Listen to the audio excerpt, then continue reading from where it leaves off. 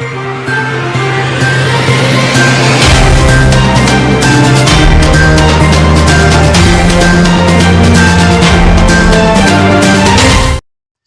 முக்கிய நிகழ்வுகள்.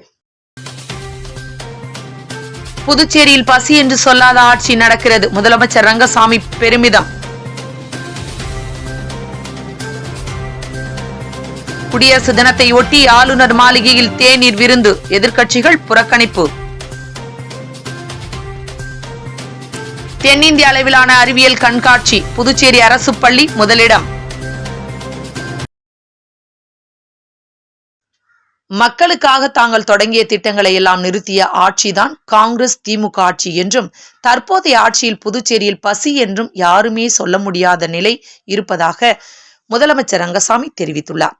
நகர மற்றும் கிராமாபிவிருத்தி துறை மற்றும் புதுச்சேரி குடிசை மாற்று வாரியத்தின் கீழ் ஒருங்கிணைந்த காமராஜர் கல்வீடு கட்டும் திட்டம், பிரதம மந்திரி வீடு கட்டும் திட்டங்களின் கீழ் பயனாளிகளுக்கு வீடு கட்ட ரூபாய் 5 லட்சம் வழங்குவதில் முதல் தவணை தொகை வழங்கும் விழா கம்பன் கலையரங்கில் நடைபெற்றது. 2003ஆம் ஆண்டு பெருந்தலைவர் காமராஜர் பெயரில் தொடங்கப்பட்ட வீடு கட்டுவதற்கு நிதி உதவி அளிக்கும் திட்டம் புதுச்சேரி மாநிலத்தில் கடந்த 22 ஆண்டுகளாக செயல்படுத்தப்பட்டு வருகிறது.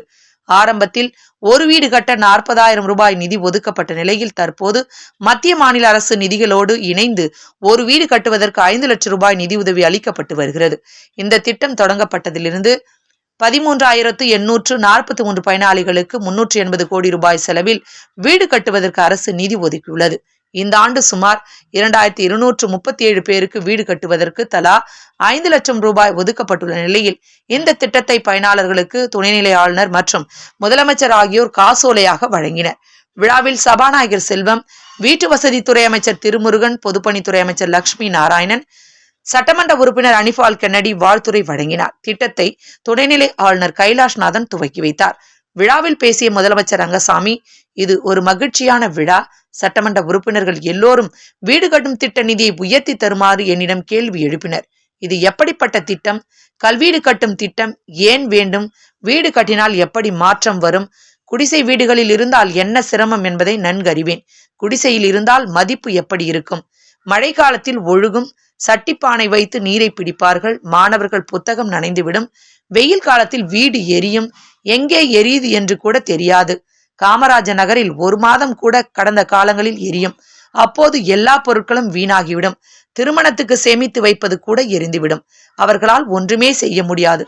இதையெல்லாம் போக்க வேண்டுமென காமராஜர் கல்வீடு கட்டும் திட்டம் 2003ஆம் ஆண்டு ரூபாய் 40,000 வழங்கி துவக்கி வைத்தோம். வீடு கட்டினால் பெண்களுக்கு திருமணம் நடக்கும். பிள்ளைகள் கல்வி தடையில்லாமல் தொடர்ந்து படிக்க முடியும். எந்தவித சிரமமும் இல்லாமல் மேலே வர வேண்டும் என்பதற்காகவே இத்திட்டத்தினை கொண்டு அந்த ஆட்சியில் வீடு கட்டும் நிதி கொடுக்கவில்லை, குறைத்து கொடுத்தார்கள். எதையும் செய்ய முடியாத ஆட்சிதான் அது. மாணவர்கள் கல்வி உதவித்தொகை, முதியோர் உதவித்தொகை கூட உயர்த்தவில்லை. புதுச்சேரியில் பசி என்ற வார்த்தை சொல்லாதே. அரிசி, கோதுமை, துணி, பணம், ஓய்வூதியம் கொடுக்கிற போது புதுச்சேரியில் பசி என்று யாரும் சொல்ல முடியாது. இந்த ஆட்சி எல்லாவற்றையும் செய்வதால் எதிர்க்கட்சிகள் குறை சொல்வார்கள். மக்களுக்கு நன்றாக தெரியும் எந்த ஆட்சி சிறப்பானது என்று. விடுபட்டவர்களுக்கு லேப்டாப் கொடுக்க இருக்கிறோம். அரசானது தற்போது பொது பிரிவினருக்கு ரூபாய் 5 லட்சம் வீடு கட்டும் நிதி கொடுத்துள்ளோம். ஆதி திராவிடர்களுக்கு ரூபாய் 7 லட்சம் உயர்த்தி கொடுக்க இருக்கிறோம். கடந்த காலத்தில் வீடு கட்டும் நிதி பெற்ற 2,500 பேர் கட்டி முடிக்கவில்லை. தவணை கடந்து விட்டது. ஆனால் பத்திரம் வேண்டும். வட்டியை தள்ளுபடி செய்து கொடுக்க ஏற்கனவே கொடுத்த பணத்தை திருப்பி செலுத்த வேண்டும் என முடிவு செய்யப்பட்டது. மாநில நிதி, இதற்கு நாமே முடிவு செய்யலாம். ஆனால் கடந்த ஆட்சியில் மத்திய அரசுக்கு அனுப்பிவிட்டனர். தற்போது மாநில நிதி என்பதால் நீங்களே தள்ளுபடி செய்து விடலாம் என ஒன்றிய அரசு தளர்வு கொடுக்கப்பட்டுள்ளது. அதன்படி வட்டி, அபராத வட்டியை தள்ளுபடி செய்து பத்திரம் பயனாளிகளுக்கு திரும்ப கொடுக்கப்படும். கட்டுமான பொருட்களின் விலை உயர்வுக்கு ஏற்ப நிதி வழங்கப்படும். கோயில், நீர்நிலைகளில் உள்ள சில இடங்களில் இருப்பவர்களுக்கு கொடுக்க முடியவில்லை. இதனையும் கேபினெட்டில் வைத்து முடிவு எடுக்கலாம். சொன்னதை செய்கின்ற அரசு, திட்டங்களை செயல்படுத்தும் அரசு. தேர்தல் தேதிக்கு முன்பாக அனைத்து திட்டங்களையும் நிறைவேற்றி விடுவோம். மத்திய அரசு தானாக முன்வந்து ரூபாய் 200 கோடி நிதி அளித்துள்ளது. மேலும் நிதி அளிக்க திட்டங்களை கேட்டுள்ளது. அதற்கான நிதியை பிரதமர் அறிவிப்பார். வீடற்றவர்களுக்கு கட்டி முடிக்கப்பட வீடுகள் விரைவில் வழங்கப்படும். உங்களுக்கான அரசு உங்களுக்கான திட்டங்களை நிச்சயம் செய்து தரும். இவ்வாறு அவர் பேசினார். குடியரசு தினத்தையொட்டி புதுச்சேரி துணைநிலை ஆளுநர் அளித்த தேநீர் விருந்தை எதிர்க்கட்சித் தலைவர் சிவா உள்ளிட்ட திமுக, காங்கிரஸ் சட்டமன்ற உறுப்பினர்கள் புறக்கணித்தனர். குடியரசு தினத்தையொட்டி புதுச்சேரி ஆளுநர் மாளிகையில் துணைநிலை ஆளுநர் கைலாஷ்நாதன் தேநீர் விருந்து அளித்தார். இதில் முதலமைச்சர் ரங்கசாமி, சபாநாயகர் செல்வம், பாஜக சட்டமன்ற உறுப்பினர்கள், அரசு அதிகாரிகள் மற்றும் சுதந்திர போராட்ட தியாகிகள் கலந்து கொண்டனர். தொடர்ந்து நாட்டுப்பற்று கலை நிகழ்ச்சிகள் நடைபெற்றது. இதையடுத்து தேநீர் விருந்தில் பங்கேற்ற அனைவருக்கும் துணைநிலை ஆளுநர் கைலாஷ்நாதன் குடியரசு தின வாழ்த்துக்களை பரிமாறிக்கொண்டார். இதனிடையே இந்த தேநீர் விருந்தை தமிழகத்தை போல் புதுச்சேரியிலும் சட்டமன்ற எதிர்க்கட்சித் தலைவர் சிவா உள்ளிட்ட திமுக, காங்கிரஸ் சட்டமன்ற உறுப்பினர்கள் புறக்கணித்தனர். ராஷ்டிரிய ஸ்வயம் சேவக சங்கத்தின் 100ஆம் ஆண்டு விழாவை ஒட்டி புதுச்சேரியில் நடைபெற்ற அணிவகுப்பு ஊர்வலத்தில் உள்துறை அமைச்சர் நமச்சிவாயம், பாஜக மாநில தலைவர் ராமலிங்கம், பாஜக சட்டமன்ற உறுப்பினர்கள் உள்ளிட்ட 1000க்கும் மேற்பட்டோர் கலந்து கொண்டனர். புதுச்சேரியில் ராஷ்டிரிய ஸ்வயம் சேவா சங்கத்தின் சார்பாக 100வது ஆண்டு விழா, அம்பேத்கர் மற்றும் சுவாமி விவேகானந்தர் சிந்தனைகள் ஆகியவை முன்னிறுத்தி அணிவகுப்பு ஊர்வலம் மற்றும் பொதுக்கூட்டம் நடைபெற்றது. ஜவஹர் நகர், கிழக்கு கடற்கரை சாலை, முத்தியால்பேட்டை, முதலியார்பேட்டை ஆகிய 4 இடங்களில் இருந்து ஊர்வலம் போடப்பட்டது. இதில் உள்துறை அமைச்சர் நமச்சிவாயம், செல்வ கணபதி எம்பி, பாஜக மாநில தலைவர் ராமலிங்கம், பாஜக சட்டமன்ற உறுப்பினர்கள் கல்யாண சுந்தரம், சாய் சரவணன், செல்வம் உள்ளிட்ட 1000க்கும் மேற்பட்டோர் கலந்து கொண்டனர். ஊர்வலத்தின் போது பெண்களும் இளைஞர்களும் ஆரத்தி எடுத்தும் மலர் தூவியும் வரவேற்றனர். தொடர்ந்து ஊர்வலம் உள்ள அண்ணா திடல் வந்ததை தொடர்ந்து பொதுக்கூட்டம் திடலில் நடைபெற்றது. RSS அமைப்பின் வட தமிழக மாநில அமைப்பாளர் புரோஷபகுமார், வட தமிழக மாநில தலைவர் குமாரசாமி, வட தமிழக மாநில இணைத்தலைவர் ஆடிட்டர் செல்வராஜ் ஆகியோரும் பங்கேற்றனர். குடியரசு தினத்தையொட்டி புதுச்சேரி துணைநிலை ஆளுநர் மாளிகை மற்றும் சட்டசபை மின்னொலியில் ஜொலிக்கும் நிலையில் பொதுமக்கள் மற்றும் சுற்றுலா பயணிகள் பார்வையிட்டு செல்ஃபி எடுத்து மகிழ்ந்தனர். நாட்டின் 77வது குடியரசு தினம் இன்று புதுச்சேரி அரசு சார்பில் வெகு விமரிசையாக கொண்டாடப்பட்டது. இந்நிலையில் குடியரசு தினத்தை ஒட்டி துணைநிலை ஆளுநர் மாளிகை, சட்டமன்றம், தலைமை செயலகம் உள்ளிட்ட அரசு அலுவலகங்கள் வண்ண விளக்குகளால் அலங்கரிக்கப்பட்டிருந்த நிலையில் துணைநிலை ஆளுநர் மாளிகை மற்றும் சட்டப்பேரவை வளாகத்தை பார்வையிட அனுமதி அளிக்கப்பட்டது. புதுச்சேரிக்கு வந்த சுற்றுலா பயணிகள் மற்றும் ஏராளமான பொதுமக்கள் பார்வையிட்டு செல்ஃபி எடுத்து மகிழ்ந்தனர். ஹைதராபாத்தில் நடந்த தென்னிந்திய மண்டல அறிவியல் கண்காட்சியில் கோர்க்காடு அரசு மேல்நிலைப்பள்ளி முதலிடம் பிடித்ததை தொடர்ந்து இன்று பள்ளியில் பாராட்டு விழா நடைபெற்றது. தென்னிந்திய மண்டல அறிவியல் கண்காட்சியில் முதலிடம் பிடித்து கோர்க்காடு அரசு மேல்நிலைப் பள்ளி மாணவிகள் சாதனை படைத்துள்ளனர்.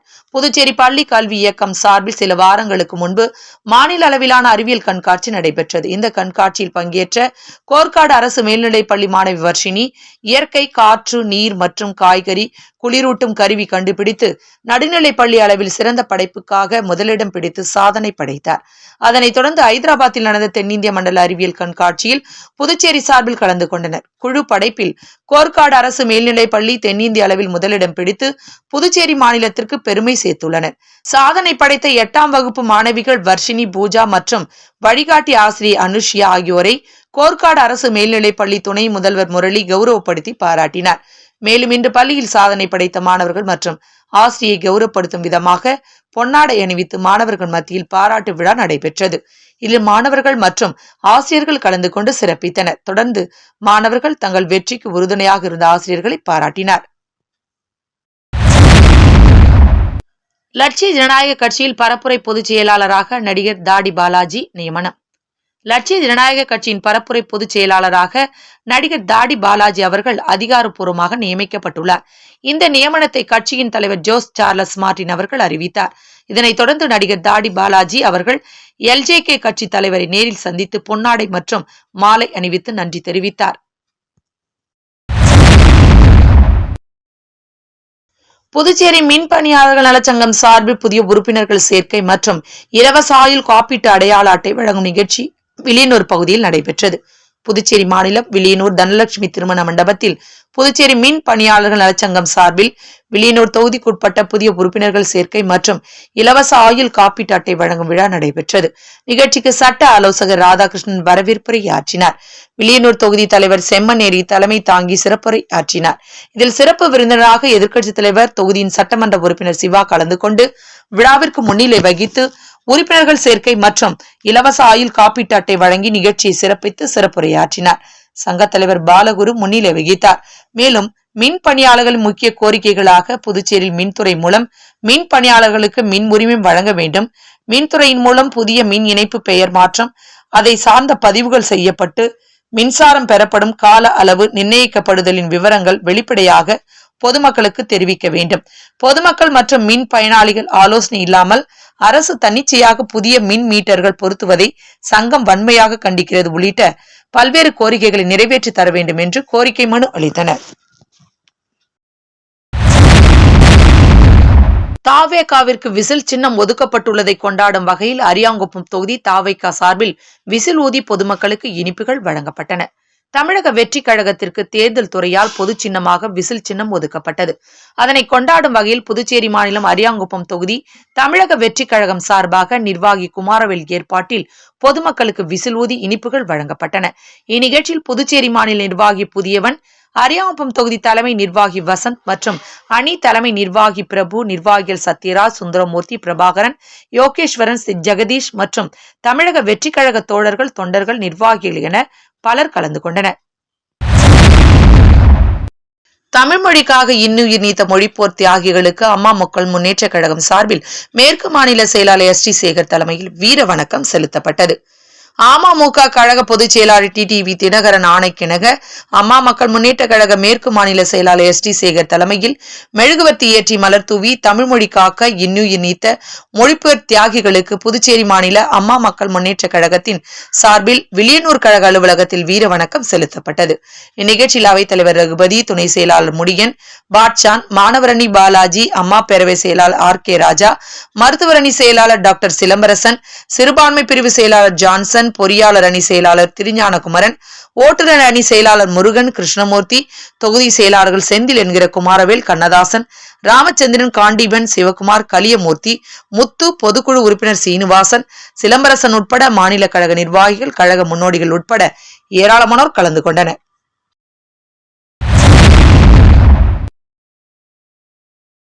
தருமபுரி அருள்மிகு ஸ்ரீ அங்காள பரமேஸ்வரி அம்மன் ஆலய நூதன ஜீரோத்தன அஷ்டபந்தன கும்பாபிஷேகம் நாளைய தினம் புதன்கிழமை நடைபெற உள்ளதை முன்னிட்டு யாகசாலை பூஜைகள் நடைபெற்று வருகின்றன. புதுச்சேரி மாநிலம் உழவர்கரை நகராட்சி வழுதாவூர் சாலை தருமாபுரி பகுதியில் எழுந்தருளியிருக்கும் அருள்மிகு ஸ்ரீ அங்காள பரமேஸ்வரி அம்மன் ஆலய மகா கும்பாபிஷேக விழாவினை முன்னிட்டு இன்று யாகசாலை பூஜை நிகழ்ச்சி நடைபெற்றது. இதில் இரண்டாவது நாளான நேற்று இரண்டாம் கால யாகசாலை பூஜை ஆரம்பம், மகா பூர்ணாகுதி, சதுர்வேத பாராயணம், மகா தீபாராதனை, மூன்றாம் கால யாகசாலை பூஜை ஆரம்பம், திருவாசகங்கள் முழங்க மகா தீப ஆராதனை, சுவாமி கரிக்கோளம் வீதி உலா நடைபெற்றது. அதனைத் தொடர்ந்து இன்று நான்காம் கால யாகசாலை பூஜை மற்றும் ஐந்தாம் கால யாகசபை பூஜைகள் நடைபெற்றன. தொடர்ந்து நவகிரகங்கள் வைக்கப்பட்டு பூஜை செய்யப்பட்டது. ஏக சோலையில் சுவாமிக்கு தீப ஆராதனை காண்பிக்கப்பட்டது. இதில் பக்தர்கள் திரளானோர் கலந்து கொண்டு சுவாமி தரிசனம் செய்தனர். தொடர்ந்து பூஜைகள் கலந்து கொண்ட பக்தர்களுக்கு பிரசாதங்கள் வழங்கப்பட்டது. இதில் ஆலய அறங்காவலர் குழு தலைவர் முருகன், செயலாளர் சதீஷ், இணை செயலாளர்கள் சந்தானம், சரவணன், துணைத் தலைவர்கள் சரவணன், மூர்த்தி, கௌரவ தலைவர் வேலாயுதம், நடராஜன், துணை பொருளாளர்கள் மதன், குமரன் மற்றும் ஊர் பெரியவர்கள், பொதுமக்கள், முக்கிய பிரமுகர்கள் பலர் கலந்து கொண்டு சிறப்பித்தனர். மேலும் நாளை காலை 9 மணிக்கு மேல் 10:30 மணிக்குள் நடைபெறும் கும்பாபிஷேக விழாவில் திரளான பக்தர்கள் கலந்து கொண்டு சுவாமி தரிசனம் செய்ய ஆலயம் சார்பில் வேண்டுகோள் விடுக்கப்பட்டுள்ளது.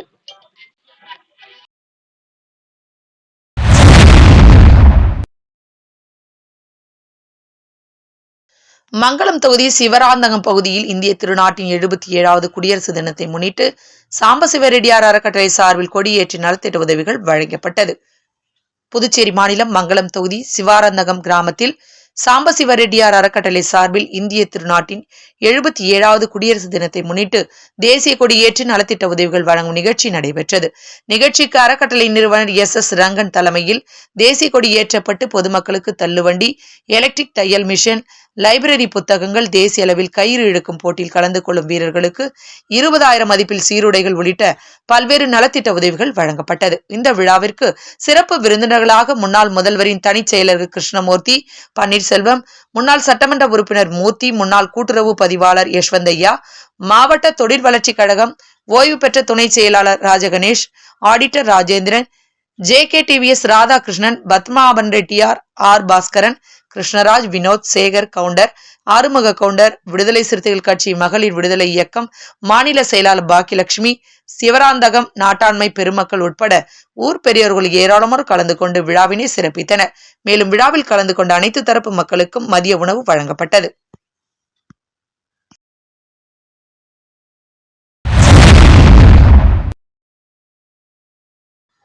ராமநாதபுரம் கிராமத்தில் எழுந்தருளியுள்ள ஸ்ரீ சக்கர விநாயகர், ஸ்ரீ முத்தாலம்மன், ஸ்ரீ செல்வமுத்து குமாரசுவாமி தேவஸ்தான மகா கும்பாபிஷேக விழாவினை முன்னிட்டு நடைபெற்ற யாகசாலை பூஜையில் திரளான பக்தர்கள் கலந்து கொண்டு சுவாமி தரிசனம் செய்தனர்.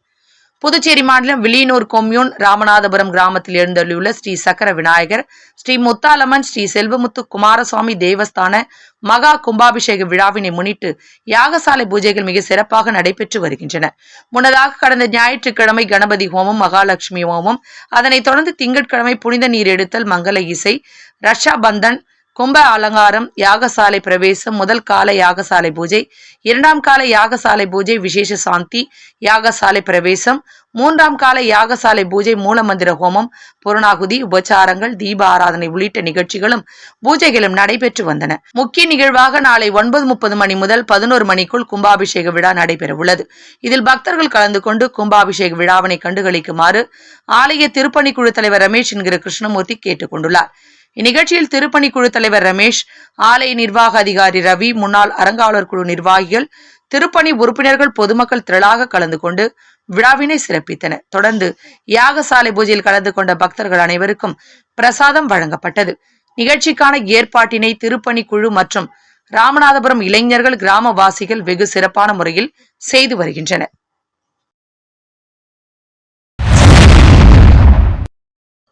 வில்லியனூர் கொம்யூன் பஞ்சாயத்து அலுவலகத்தில் இந்திய திருநாட்டின் 77வது குடியரசு தின விழாவை முன்னிட்டு தேசிய கொடி ஏற்றப்பட்டது. புதுச்சேரி மாநிலம் வில்லியனூர் கொம்யூன் பஞ்சாயத்து அலுவலகத்தில் இந்திய திருநாட்டின் 77வது குடியரசு தின விழாவை முன்னிட்டு தேசிய கொடி ஏற்றும் நிகழ்வு நடைபெற்றது. இதில் வில்லியனூர் கொம்யூன் பஞ்சாயத்து ஆணையர் பிரபாகர் தேசிய கொடி ஏற்றி பள்ளி மாணவ மாணவிகளுக்கு இனிப்பு, நோட்டு புத்தகம் மற்றும் எழுது பொருட்கள் வழங்கி சிறப்பித்தார். இந்நிகழ்ச்சியில் உதவி பொறியாளர் சத்யநாராயணன், இளைஞரை பொறியாளர்கள் ரங்கமன்னார், பிரதீப் குமார் மற்றும் வில்லியனூர் கொம்யூன் பஞ்சாயத்து ஊழியர்கள் கலந்து கொண்டு சிறப்பித்தனர்.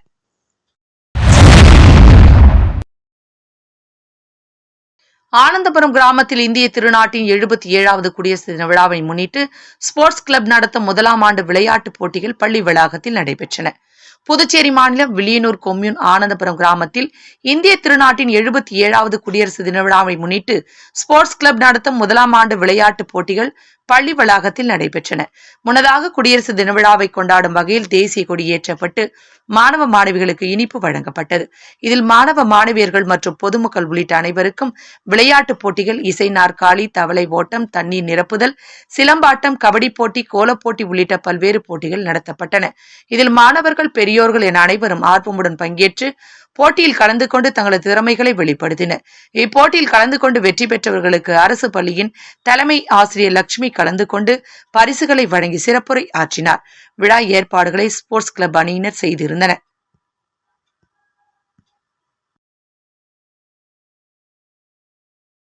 மீண்டும் இன்றைய முக்கிய நிகழ்வுகள். புதுச்சேரியில் பசி என்று சொல்லாத ஆட்சி நடக்கிறது, முதலமைச்சர் ரங்கசாமி பெருமிதம். குடியரசு தினத்தை ஒட்டி ஆளுநர் மாளிகையில் தேநீர் விருந்து, எதிர்க்கட்சிகள் புறக்கணிப்பு. தென்னிந்திய அளவிலான அறிவியல் கண்காட்சி, புதுச்சேரி அரசு பள்ளி முதலிடம்.